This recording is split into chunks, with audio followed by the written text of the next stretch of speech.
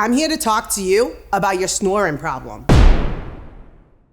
You got a problem bigger than the 1919 Red Sox. Your snoring is so fucking balls deep, it awoke Paul Revere from his fucking grave. Your snoring is so loud they can hear it in Gloucester, Dorchester, Worcester.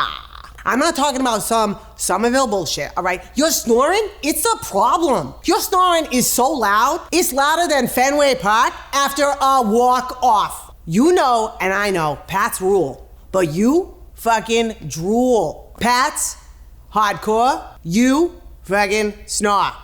You know what you need? This. And it is gonna clean you up nicer than the 2004 Red Sox.